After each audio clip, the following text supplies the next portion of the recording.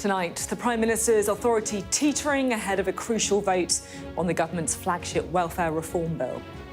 Despite last-minute concessions, the government's own figures say 150,000 more people will be driven into poverty under the plans. Keir Starmer is betting the House on his reforms. The government says the bill will get more people into work. We'll hear from the Disabilities Minister. Plus, a criminal investigation launched into 2 performances at Glastonbury as the BBC apologises for not pulling its live stream. Prevention is better than cure, the 10-year plan to overhaul the NHS. And anyone for tennis? As Wimbledon gets underway, we'll be looking at the politicians swapping SW1 for SW19. All that and more with our very own ball boys and girls, John Nicholson and Gillian Keegan, who'll be with us for the next hour. It's Monday, I'm Sophy Ridge live from Westminster, and this is the Politics Hub.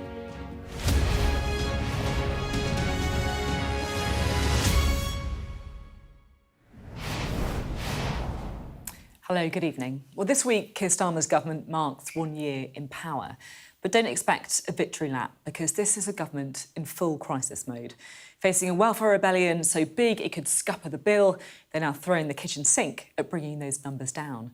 Concessions costing billions of pounds. Panic calls with backbenchers, the Work and Pensions Secretary in the House of Commons today making the case for reform. The path to a fairer society, where everyone can thrive, where people who can work get the support they need, and where we protect those who cannot work, that is the path we seek to build with our reforms. There's Kendall there giving it her everything, but, you know, if the reaction of some of her own backbenchers was anything to go by, she's still got a way to go. Since April, I've engaged with the government, making it clear I could not support the proposals on PIP. Our manifesto committed to championing the rights of disabled people and to the principle of working with disabled people. Having no public consultation of these plans excludes the voices of disabled people. But it's different parts of the welfare clean-up job that really caught my eye. Keir Starmer's Sunday round of interviews. I just want to read you this quote from the Sunday Times. So this is what the Prime Minister said. "I'm putting this as context rather than excuse. I was heavily focused on what was happening with NATO and the Middle East all weekend. I turned my attention fully to it, as in the welfare rebellion, when I got back from NATO on Wednesday night. Obviously, in the course of the earlier part of this week, we were busy trying to make sure NATO was a success." Now, this doesn't really make sense to me, because this is not a rebellion that started over a weekend. It's not even a rebellion that started over a week or a fortnight. You know, this has been months in the making. And on top of that, this is also the government's flagship welfare reform we're talking about. If there's a major problem with it, why do they only realise this now? You know, what were they doing in those long opposition years, other than preparing for government? Because almost exactly a year ago, Keir Starmer won the election with a majority of 174. It's almost inconceivable that a government would be losing a vote this important just 12 months later. And yet they're really not out of the woods yet. Here's Sky's political correspondent, Tamara Cohen, with our first report. They've come out in the beating sun to protest changes to disability benefits, which have left Keir Starmer feeling the heat. Stop the cut! The government was forced to ditch its original plans after a huge rebellion by MPs. Liz Kendall. Welfare Secretary Liz Kendall confirmed that current claimants will not lose out. We believe protecting existing claimants whilst beginning to focus PIP on those with higher needs for new claimants going forward strikes the right and fair balance. There's more money for job support. An additional £300 million into employment support for sick and disabled people. And universal credit will rise. This will ensure no existing claimants are put into poverty as a result of the changes in this bill. No existing claimants, but the government admit 150,000 new ones will be poorer, and that was too much for some Labour MPs. I welcome progress, but I cannot countenance sick and disabled people being denied support to enable them to be independent in the future. Having no public consultation of these plans excludes the voices of disabled people. This is not just about process. This makes disabled people worse off. The Conservative leader said the changes do not save enough money. We will be voting against, because at the end of the day, we have to look at who we're doing this for. It is the taxpayer, It is the next generation who are having to pay a lot of money in debt. People here are holding on to hope that MPs might still reject these changes. But even if they get through, the rebels have damaged the Prime Minister's authority and delivered a stark warning about what they'll accept that government can't ignore. This new MP still has concerns. A review of PIP won't report before the cuts come in. Whether 30, 40, 50, I don't know, and that's a complete estimate. But so there are still people who are not happy with this bill, and I genuinely think the government should just pause it just for a little bit, get that assessment of the PIP point sorted out. In Leicester, where Liz Kendall is the MP, we met Abigail. She was working full-time and engaged when a sudden diagnosis with a debilitating condition changed her life. What's your message to the Labour MPs who have to vote on this? I just wish these MPs, that when they vote, remember that anyone can suddenly become disabled and it can, devastate their lives. She wouldn't score 4 points under the new criteria and is worried for future claimants. We're being thrown to the wolves, basically, and it's going to have a devastating effect. And after 15 years of Tory austerity, we're now facing austerity 2.0. This was a rebellion which threatened to derail the government's agenda. Ministers hope they've done enough to take the temperature down. Tamara Cohen, Sky News, Westminster.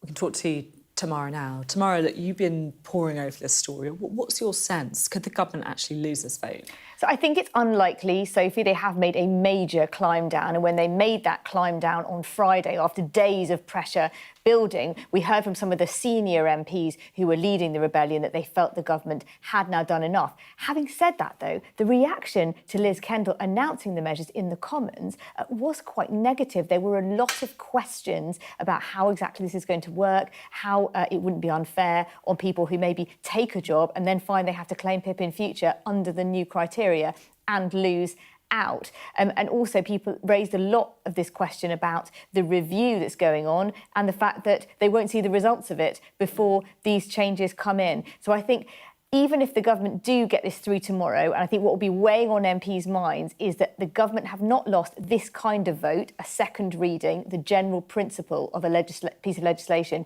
since 1986. I think a lot of the newer MPs who joined this rebellion felt a bit stung by the fact that suddenly there was talk about whether Keir Starmer could stay on as Prime Minister. That's not what they intended. But even if it gets through tomorrow, there's a lot of unhappiness has built up here about the way the government has handled this matter, which I think will cause them problems further down the line, as some of those MPs will seek to make further changes to this legislation.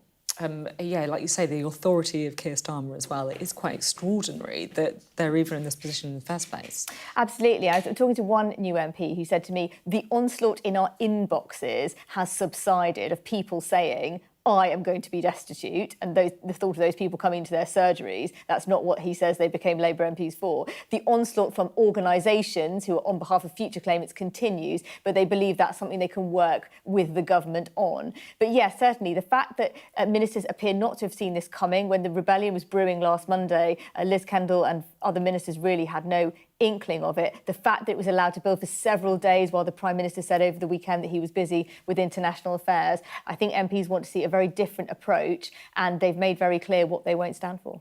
OK, Tamara, thank you very much indeed. Tamara Cohen speaking to us there. Well, Tamara just mentioned that review going on. That's been led by the Disabilities Minister, Stephen Timms, that I spoke to just before coming on air. Thank you very much for being on the programme. How confident are you that the bill is going to pass tomorrow? Well, we've got a very strong package. I certainly hope it passes. Everybody agrees that the current system isn't working. We've still got a lower employment rate in the UK than we had before the pandemic. We're unique in the G7 in that respect, and it's this system that's a big part of the problem. We're determined to fix it. So we're bringing forward a big programme of employment support. There are at the moment 200,000 people out of work on health and disability grounds who say they'd love to be in a job, could be in a job, if only they had the support to make it possible. We're going to provide that support. We're tackling the work disincentives in the universal credit system, including introducing the first ever real terms increase in the universal credit standard allowance. And we're making the costs of the personal independence payment, the PIP benefit, financially sustainable, fully now protecting existing claimants, but making changes to make the costs beyond the current ones sustainable. OK, so the question obviously was about whether it's going to pass, and it's interesting, I think, that you answered with the sell, which perhaps tells me that you are still worried that it's not going to get through. Well, I'm talking to lots of MPs. I've been speaking to MPs today, and I'll certainly be talking, I'm sure, to more tomorrow. Anyone who's got a concern about this, I'll be very happy to talk with. Your own department's figures show that these changes to welfare will push 150,000 people into poverty. Is that what you went into politics to achieve? There's a very big change in what we're now proposing from the proposals previously. In particular, personal independence payment claimants, those who are claiming the benefit at the moment, amongst whom there was a good deal of anxiety, they will be fully protected by the arrangements that we've now come forward. That's 150,000 is bearing those new changes in mind, isn't it? It's come down from 250,000, right? But it doesn't take any account of the new employment support that we'll be bringing forward. So the Connect to Work programme rolling out this year. How many more people will gain employment as a result of the changes then? We don't know. The OBR will publish their assessment of the Labour I guess this is my problem. You can't. But genuinely, this is my problem. You can't rubbish your own figures that you put out, right? What are we supposed to do? We've got to go on what you're telling us. Well, but there's lots of things that are going on. You've looked at one figure perfectly reasonably for one change that's being made. But you can't tell me the impact of the other changes. You can't tell me how many more people will get into work. Well, if you look, for example, at the assessment produced by the Learning and Work Institute, they suggested perhaps up to another 165,000 people could be in work as a result of the employment support we're providing. Others have come up with other figures. The Office of Budget Responsibility will come up with theirs in the autumn. But what we're doing is taking forward a big programme across government which is improving people's prospects. Employment is up. We're wanting to tackle these very serious barriers to work that too many people have been trapped out of work by in the future. We want to get the economy growing.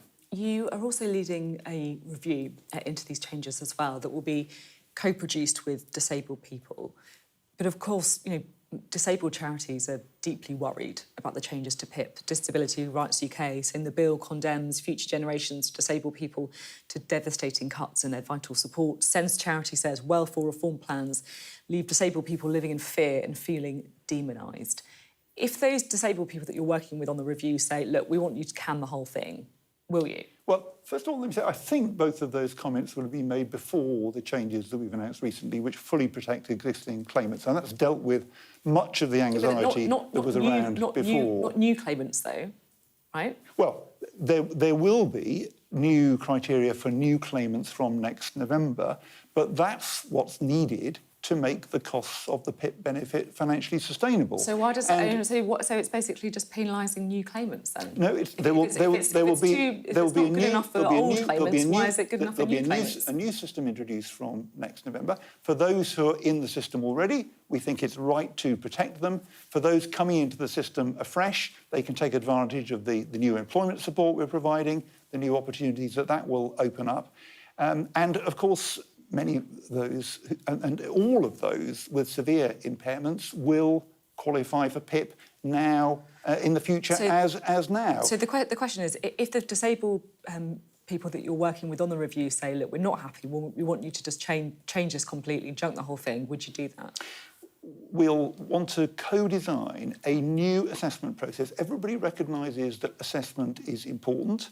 We will want a new assessment process which commands the widest possible support. I hope there will be very wide agreement on it, but it is also important that the costs of the personal independence payment are financially sustainable. The cost of PIP went up last year by £2.8 billion per year. That clearly isn't financially sustainable. Before the pandemic, it was 12 billion. Last year, it was 22 billion.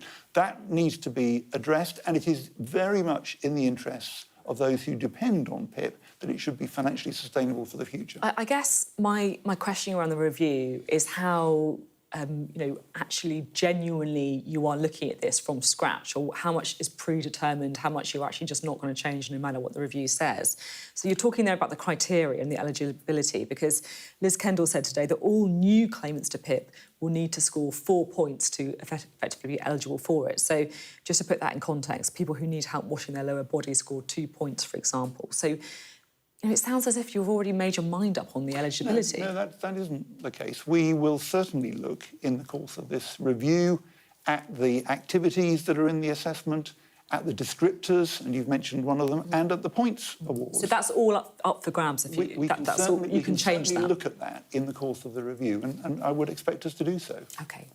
I just want to talk a bit more widely about the political management of this. You say that you've been talking to MPs about it, engaging with MPs. And I know that's true, but I've spoken to some of them who said that they've been speaking to you as well. Keir Starmer this weekend said he was distracted, so he didn't really realise how serious the rebellion was. This is what he's told the Sunday Times. I'm putting this as context rather than an excuse. I was heavily focused on what was happening with NATO in the Middle East all weekend. That's obviously fair enough, but I find it slightly astonishing, because this is not a rebellion that's just happened over a weekend, is it? It's been going on for months. Well, it was, I think, when the bill was published a week or two ago, that was when the focus on all of this particularly increased. You knew about this unhappiness far before it, I certainly knew there were concerns, and we've been talking to MPs about this for some weeks. I mean, just to put it in context, I spoke to Tan Daisy, the chair of the Defence Select Committee, over 7 weeks ago, and he told me then he was very worried about the PIP changes. I mean, you must have known before. Keir Starmer must have known. I'm a journalist, MPs don't tell me that much, and I knew about it months ago. There have been concerns that have been raised with me over a period. We've been listening to those concerns. We changed the bill when it was launched compared with what was there previously. We introduced a new transitional period. We've now made some further changes as the concerns have, I suppose, intensified since the publication of the bill. But we've now got a very, very strong package. And a number of MPs have said to me that they had worries before. They're now happy to support it. I hope that'll be the view of many more, and that we'll be successful in the vote in the Commons tomorrow evening. What does it say, about the political grip of this government, that under a year into office, a landslide majority, you're in a position where you are in danger of losing your bill on your flagship welfare reforms? I think it says welfare reform is difficult, and I don't think there's any question that that is the case. It's also extremely important. Everybody agrees the system as it stands doesn't work. We're determined to fix it, and we're listening, we're making changes. We've made a number announced over the weekend, and I'm hoping that will convince the great majority of my colleagues to support the bill tomorrow night. OK, thank you very much. Thank you. Well, the Welfare Hour is sure to feature in tomorrow's papers. We'll have our extended press preview from 10:30 this evening with tonight's news and tomorrow's headlines. Joining us will be The Guardian's political editor, Pippa Creer, and editor-at-large at The Sun, Harry Cole. Right, let's bring in our duo for the evening, shall we? The former SNP MP John Nicholson and the former Conservative Education Secretary, that's Gillian Keegan. Great to have you both on. Really lovely to have you on the panel tonight. Right, Gillian, what do you make of this welfare reform row? How would you be voting if you're in the Commons? Well, you have to do it, I think. If you look at the figures since the pandemic and you look at the figures now, something is going wrong in our welfare system. We've got the wrong incentives. If you compare some areas, there's like double welfare claimants in other areas, and they don't map even the poverty figures. So there is something going wrong. Something's not right in our welfare system, and it's unsustainable, really. So if you look at the projections up to 2030, already the working age population has to obviously support an ever bigger ageing population because of longevity, right? That's a good thing. But you cannot have this ever-increasing number of people who are not working all the time, relying on a smaller tax take from those that are. So we do have to do the welfare reform. But if you're going to do it, you have to do it properly. And the way they've done it is the worst possible outcome. Say you're going to do something, then row back from it, then half do it. And this is the worst of all worlds. What do you agree with what Gillian was saying there? Or?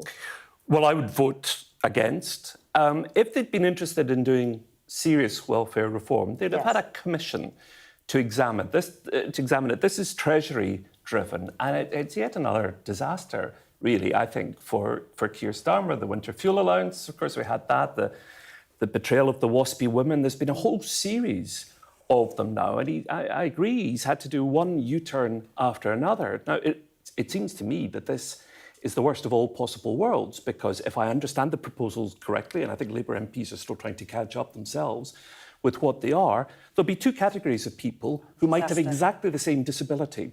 You might be somebody who has a set of disabilities now who will retain the current funding levels, but if a different person comes along in 6 months' time with the same disabilities, they'll be in a different set of funding rules.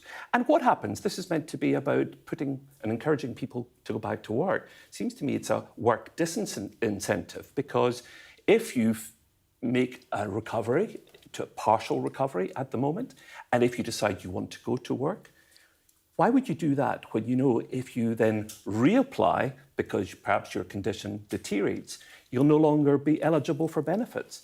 So it's a mess. Worse than that, because they're saying, actually, the people who already were on the old system will stay on the old system, even if they're in and out. So it'll become an administrative, complete nightmare. But I agree with John, if it's going to be done, which it does need to be done, it needs to be done properly. Gillian, can I ask you, because I'll be honest, I've been slightly confused by the Conservatives' position on this, right? And look, I understand what you're saying, that you, with the concessions, you think it's confused, you probably wouldn't vote for it now. But Kemi Badenoch hasn't supported the proposals all the way along. I guess my point is, if you're Conservative, you think that, yes, this is out of control, this sickness bill, this PIP bill, then why wouldn't you have you supported Labour when they were trying to bring it down? Well, it has gone up massively in the last few years. So anybody looking at it looks at it, and we're real outliers when you look across many parts of the world. So they're the facts I look at. And I think at first, when they first were talking about it, they did. The Conservatives said, yes, we would support this. In fact, we think we should go further, because I think we had 12 billion worth of cuts. But you didn't support it directly. They were just saying, oh, well, there wasn't these 3 tests or whatever. Yes, there wasn't a vote then. And I think what's happened now is we said, look, if you do this and do it properly, but guarantee there's no taxes, because you can't keep clobbering working people and businesses. Already, the impact on businesses has meant the growth mission is completely destroyed. They've destroyed the engine of the economy. So, and obviously we've got lots of non-doms leaving, we've got lots of investment leaving. So all the things they've done between Rachel Reeves and Keir Starmer, it is in that downward spiral. So you have to arrest that. You can't put any more taxes on businesses. You cannot put these poor working people who are paying for everything, including a spiralling welfare bill, which isn't good for the people. It's not good to stay on benefits for a long time. We all know that. Well, a lot of people, of course, don't want to be on benefits. So my dad, he was boss of a big social security office. That was his job. And he always used to say to me, and I don't think this has changed, that the problem isn't social security skivers, as the tabloids sometimes described them. It was all the people who didn't claim their entitlements because they were embarrassed or ashamed, especially old people often. People don't want to be in benefits. People want to work. And one of the most invidious thing about all of this is the lack of consultation with disabled people themselves. They've not been asked to describe their life experiences. Keir Starmer's already said that he wasn't even focused on this. He said he was distracted because he was too busy thinking about important foreign affairs things. I mean, what does that say about the quality of his ministers, that if he himself doesn't focus on something, catastrophically bad decisions are made? I think his reputation has suffered greatly through this. OK, interesting to talk to both of you. Not fans, I think it's fair to say, of the welfare reforms there. One of the Labour MPs that we are expecting to vote against the government tomorrow is Dawn Butler. I spoke to her a little earlier. Thank you very much for being with us. So how are you going to be voting tomorrow? So, I mean, I've thought about this sort of long and hard. Like putting down a reasoned amendment to government legislation isn't an easy thing to do and isn't something that I did lightly. But the bill is deeply flawed, and I think the government's admitted now that the bill is deeply flawed, and that's why they've agreed to make some amendments to it. And I mean, I don't understand the rush, Sophie. There's a huge rush and I don't understand it. So second reading will be tomorrow. The bill is still in its current form, so we'll be voting on the bill in its current form without any amendments. I can't vote for it because it hasn't changed. The committee stage will be the whole House, so the whole House will be part of the committee stage, and that's when the amendments will be made, and that's going to be next week. And then after that, we'll have third reading. But number one, I don't see the rush. Number two, I think the Tim's review that's going to happen is sounds like it will be meaningful, involving disabled people in the process. That's very meaningful. My question to Stephen Timms, and we spoke over the weekend, was I think that's where we should have started. Like, having been almost pushed and forced to this point, makes the good bits of the bill, which there are some, like right to try work, something that's never happened before. And when I was in the employment service, that would have made all the difference to a lot of people. I think that's great. So you'd like them to effectively pull the bill, right? Yeah. So and take it away, put the concessions in, talk to disabled people, and then bring it back. Absolutely. The thing is this, I think the point of agreement is that there needs to be reform. So nobody's saying there doesn't need to be reform. There needs to be reform. Because I guess that's what the government says. That they say, look, the welfare bill's out of control. You've got 1,000 people signing on to PIP every day. It's unsustainable. Yeah. Do you accept that? Well, I think there needs to be reform. In regards to people signing on to PIP, then you have to ask why that is. I don't know the details behind who's signing on to PIP and why. We do have a mental health crisis in our country, so we do need that extra investment that the health minister has said that they're going to invest, I think, in 1,000 new healthcare professionals, mental health care professionals. So we do need that. So it's almost starting from the wrong point. So I feel it's like, what sort of community and society do we want to live in? I just want to ask you about, you make the point that they should have done more of this consultation earlier. I guess it does beg the question, what was Labour doing in opposition? Because this is their flagship welfare reform, and talking to people like yourselves, you obviously feel that they just haven't thought it through. Yeah, well, I was never consulted or spoken to on these reforms. I flagged that I had some concerns. When did you flag? Just out of interest? When it was first mooted, I flagged that, I have some concerns and my experience in the employment service that, I agree that it needed reform. And actually just a simple consultation with MPs. Many MPs have different experiences. So what happened wouldn't have got us to this point. When you flagged it, what happened? Did anyone give you a call or find out more or try and persuade you? Well, I flagged it with the whips, and I think the whips had the conversations with Number 10 to say that there are some MPs that have some concerns. And I do think there's a flaw in the Prime Minister's sort of inner circle in terms of communication and how we work as a team. And there is a lack of that. Do you think they really like most Labour backbenchers? Do they like them?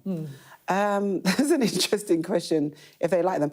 I do feel that there is some deliberate animosity with some people who have this vision or view, or do you know what I mean? Let's squash socialism, let's squash the left, let's squash the centre-left.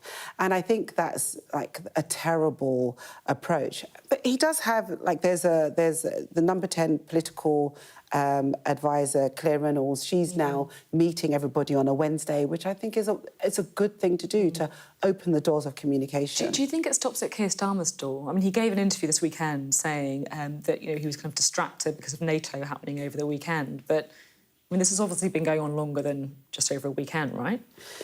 Yeah, as I say, I think there's more that can be done in regards to the communication systems in Number 10. I was in government before under Gordon and Tony, and there were lots of avenues of communication. There was lots of reaching out from the Prime Minister's office. There was lots of ways that you could feed in your views and it felt meaningful.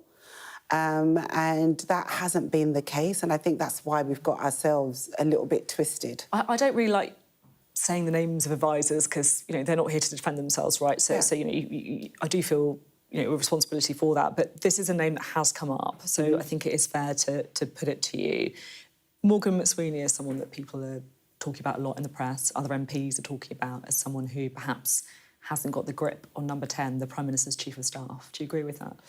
Well, as I say, I think, you know, Claire's doing this outreach and she's in number 10, and I can, you know, positively say that she's doing this outreach work and reaching out to MPs, which is a good thing. This is what we expect. We're in government, you know, we've waited a long time to be in government. So I think that's a good thing. I do think there's problems and issues in number 10. I don't know how it works. I just don't know. OK, thank you very much indeed. Pleasure. Dawn Butler speaking to us there. You're watching the Politics Hub coming up. The police launch a criminal investigation into Bob Vylan's Glastonbury performance as the BBC admits it should have pulled the live stream. And the Culture Secretary tells the Commons that several editorial failures at the BBC becomes a problem of leadership.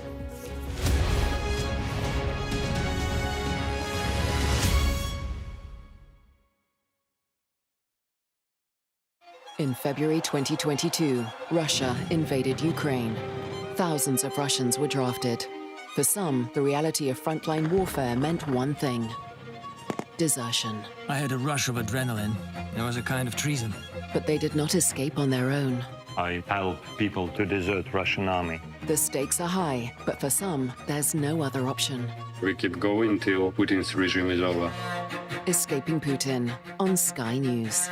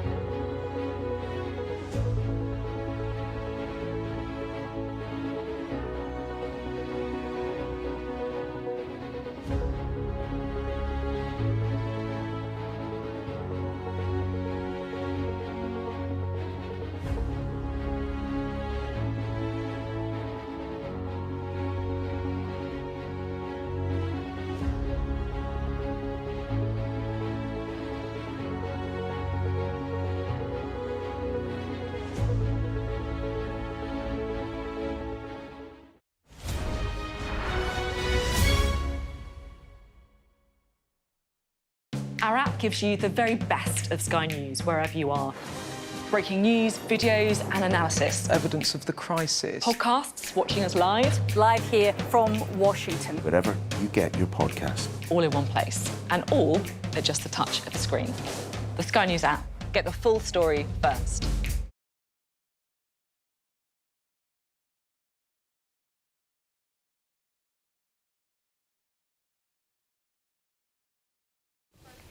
Hello, welcome back. Now, Avon and Somerset Police have confirmed they have launched a criminal investigation into the performances of both Bob Vylan and Kneecap at Glastonbury on Saturday.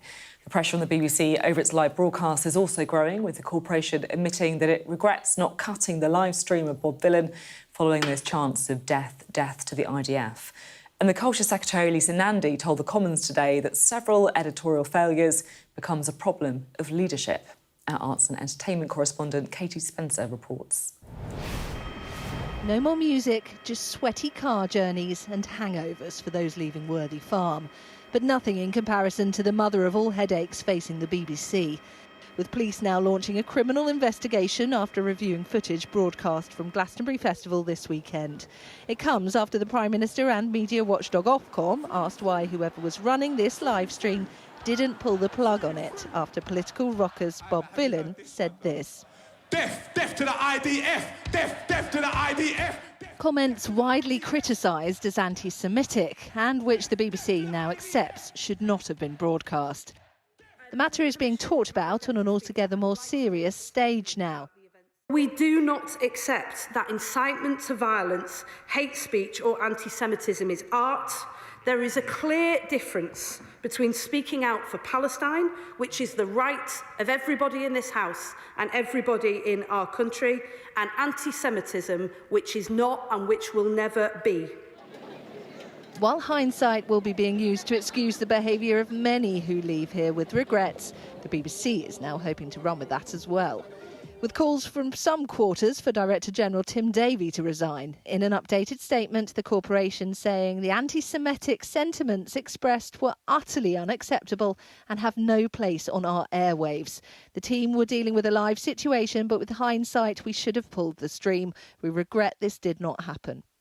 A cursory look online tells you that this man has said that he likes upsetting people, that he was quite likely to say something very radical, and therefore I would not have streamed him live, just as they didn't stream Nikat live.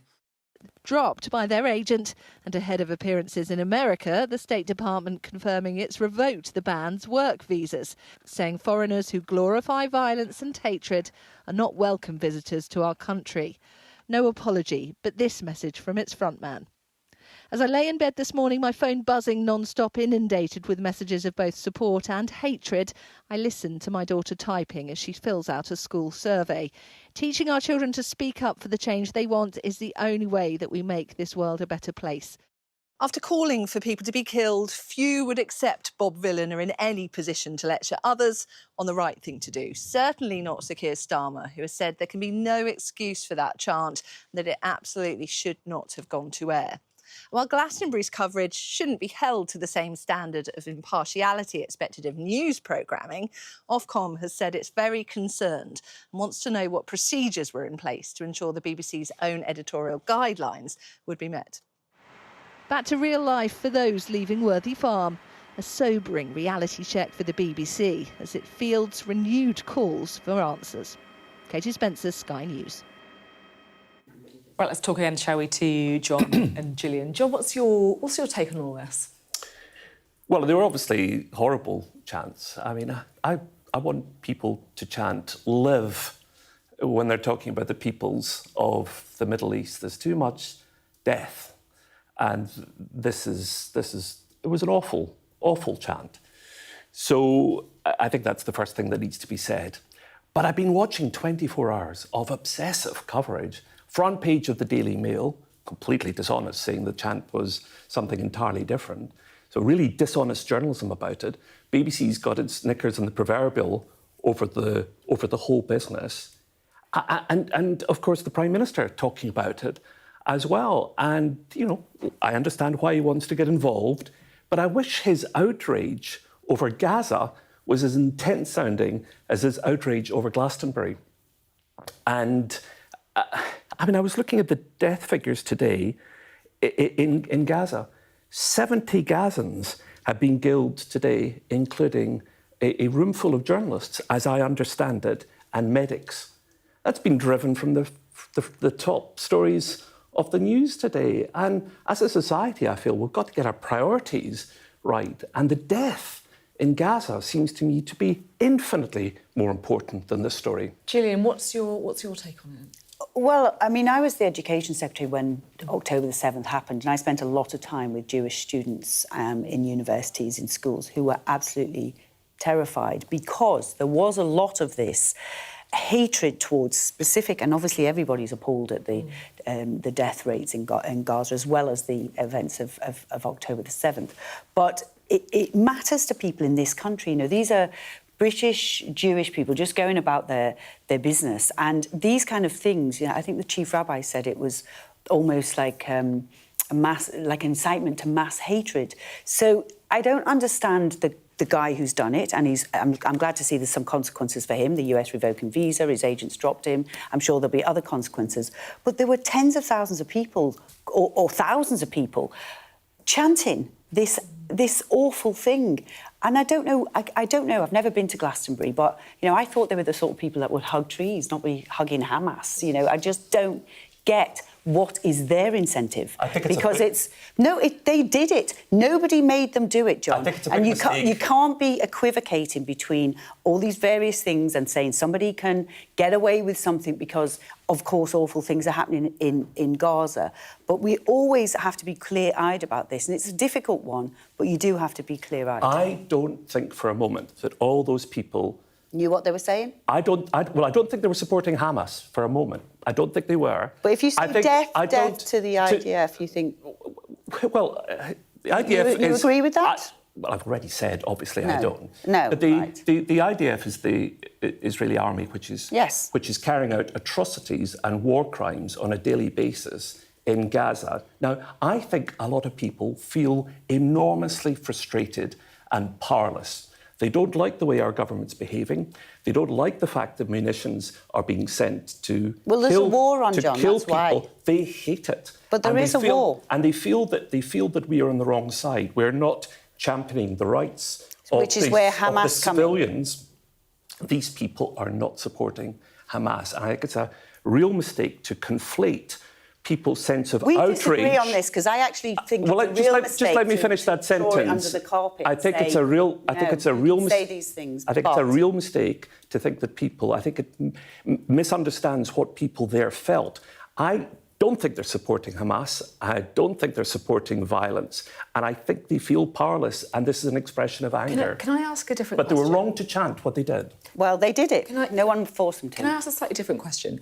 Is it a police matter or is this a free speech matter in your view? I think where that, and it is always a line that's delicate, is whether it's a free speech or whether it's inciting somebody to do something. Now, the chief rabbi has said, and I think others have said, this is inciting hatred against a group of people. And the thing about it is you don't know where it's going to land. So you think it is a police matter then? Well, I think the police will be looking at this. I'm not, I don't know in terms of whether they would say it was incitement or not, but certainly there would be a case to look at it. What I saw, though, was even just after October the 7th, was some of the incidents that were happening all over London in particular, but lots of times in our universities as well, and actually universities across the world.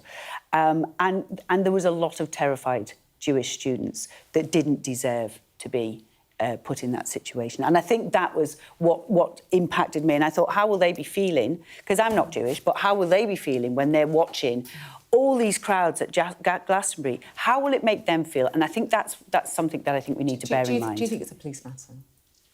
I'm not a lawyer, so I don't know. I'm sure the police feel under enormous pressure to investigate. We'll see what the police decide in the end. And of course, it's appalling that Jewish students and kids, or anybody who's Jewish in this country, should feel this sense of fear. And of course, that is utterly outrageous. But I also think it's important to remember that my sense is that the majority of Jewish people in this country do not identify with the Israeli Defence Forces, do not support.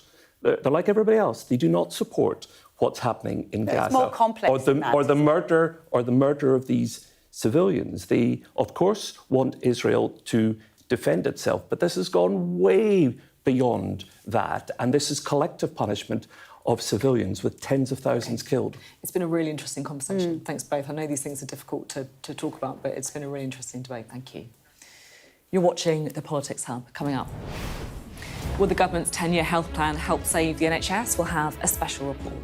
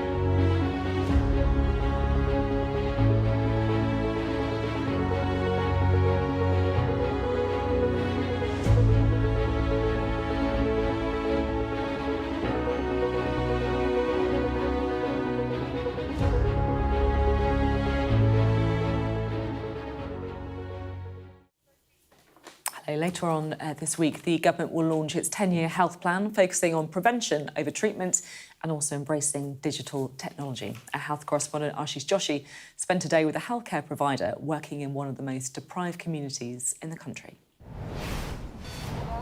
Hi. Hi, Mrs. Keir, how are you?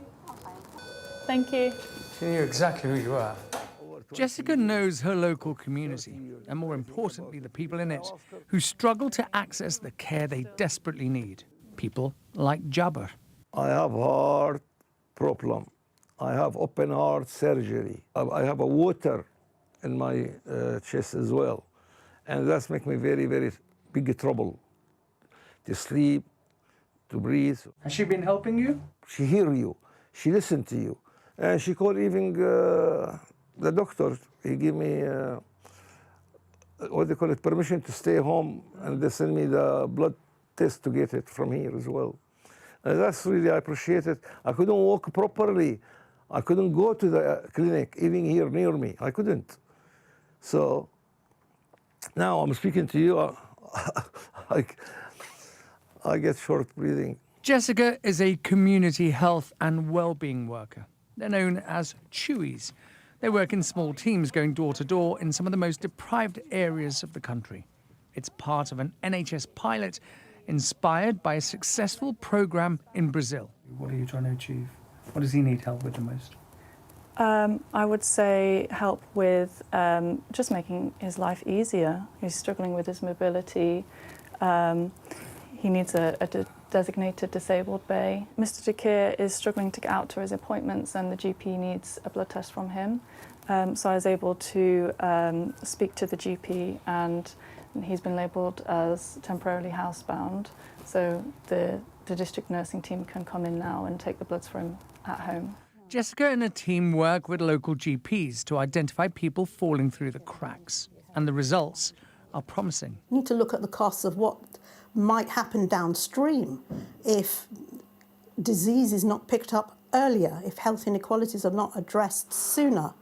And so there should be potential huge savings down the line. It might take 5 years, 10 years to make a difference. And that's the issue, because obviously governments change within that time.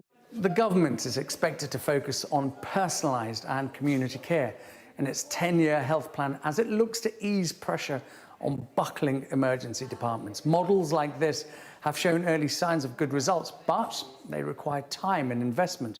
Without Jessica's intervention, Jabba would almost certainly have needed more extreme and preventable medical assistance. Projects like this can help ease the strain on services facing record pressures and tight budgets. But it can only be an important but small part of a wider NHS plan. Ashish Joshi, Sky News in Westminster. Still to come on the Politics Hub. Anyone for tennis? Well, there are, of course, a few politicians planning to swap Westminster for Wimbledon. We're going to look back at the party leaders who prefer centre court to the Commons. Coming up on the UK Tonight at 8, the criminal investigation into events at Glastonbury on Saturday. Police are looking at incidents involving rap groups Bob Vylan and Kneecap. There's growing pressure, too, on the BBC. Also ahead tonight, the impact of the government's watered-down welfare plans revealed. And it's been a scorcher. We'll be live at Wimbledon, which has had its hottest opening day ever. And we'll find out how to keep cool on a tropical night. All that and much more on the UK Tonight at 8. In February 2022, Russia invaded Ukraine. Thousands of Russians were drafted. For some, the reality of frontline warfare meant one thing: desertion. I had a rush of adrenaline. It was a kind of treason. But they did not escape on their own. I help people to desert Russian army. The stakes are high, but for some, there's no other option. We keep going till Putin's regime is over. Escaping Putin on Sky News. I'm Cordelia Lynch, Sky's Asia correspondent, based here in Bangkok. The slums, once gripped by fear and death. There is far less bloodshed now, but it hasn't gone away. Who's asking you to kill? The police will give me the orders, and after I kill the target, I throw the gun away. We try our best to uncover and unpick a fast-changing and deeply complex region. Sheikh Hasina, how confident are you that she will stand trial? She will stand trial, there's no doubt about that. Tel Aviv's skyline and the familiar sounds of an Iranian salvo. This caught some off guard. It's perhaps part of a broader psychological strategy by Iran to make Israel look exposed. This is the source of Hezbollah's fury, the aftermath of an assassination. What happens here has the potential to reshape the Middle East. Just seen Imran Khan leave, and as we understand it, he's just been shot in the leg. They have decided that the only way they'll allow elections is if I'm inside jail or killed. Sky News get the full story first. Chinese vessels start encircling the boat we're on, blocking its path. The Chinese are now deploying water cannons, firing it directly towards our boat. We've discovered doctors across Delhi dishing out pills like this, claiming they will provide a lifelong cure for homosexuality. Rohingya people fleeing an escalating civil war. The situation here in Cox's is desperate. An already insecure place does feel a lot more precarious.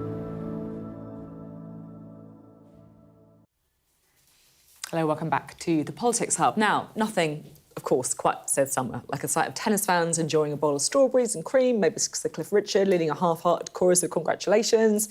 Wimbledon fortnight has begun, don't need to tell you, and of course it gives us a perfect excuse to show you some politicians pretending they really do enjoy sport.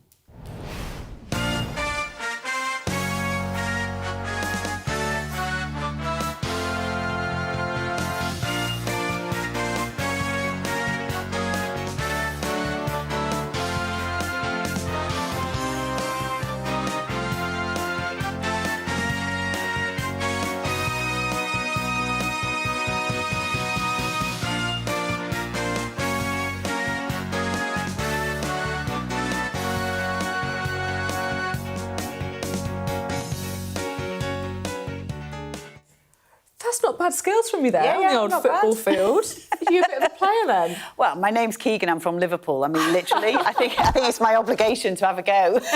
Love it, absolutely love it. How about you? Into your sport? Well, I've had hip surgery recently, and it's going to hold you back for a bit. It's held me out the trampolining. I've just had to put it on hold. I'm a curler, actually. That's and we're good at curling. Yeah, we are good at curling.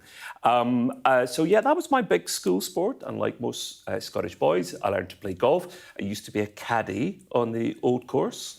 So I would play around as a caddy, lots of nice, rich old Americans. What about the freebies? Did you have any of them? Give Scottish boys tips to carry their clubs.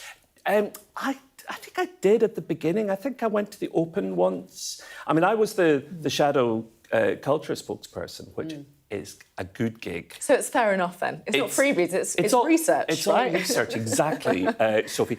I went to more music things, I think, probably, than sporty things, but then you also have to go to some things that are a bit grim as well and pretend you're really excited by them. Well, you know this, you had to go to the Tory conference every... I loved it. Talking about blood sports. They've got proper singers, good karaoke. But I was always very conscious because I did 30 years in business before, and so we used to take and entertain. So it was a big part of it, but of course it's more transparent. But when I came into politics, I thought this is going to be a disaster. Everything you do, they'll say you've done this, you've got this freebie. You know, they'll put 2 and 2 together and make 10. So I wasn't surprised at the freebie row, which I am amazed how stupid they were. I mean, glasses, clothes, free concert tickets, several times. I mean, so stupid. And I don't know, it just says something. I think there'll be fewer people take the tickets this year to Wimbledon because it's a sign of integrity as well. It's like you do the niceties, but you duck the difficult decisions, particularly with all this welfare discussions. So Queue up I overnight think to get the centre court. I think there'll be no one likes a queue jumper. You saw that, right? With so David Beckham, when he queued, everybody thought that was brilliant to see Her Majesty. But I think it's important to be authentic in all these things. Yeah. You can you thought I was authentic. That was very authentic. Begging for praise. We've already said how good you were. Did you notice the size of the kids I was playing with? We said you're excellent. We're going to crash your fare in a minute. I love this though. I feel like these two could just keep it going all night, right? When his hip's better. When his hip's better, exactly. Then we'll be back down on the tennis court, right? I'll see you tomorrow.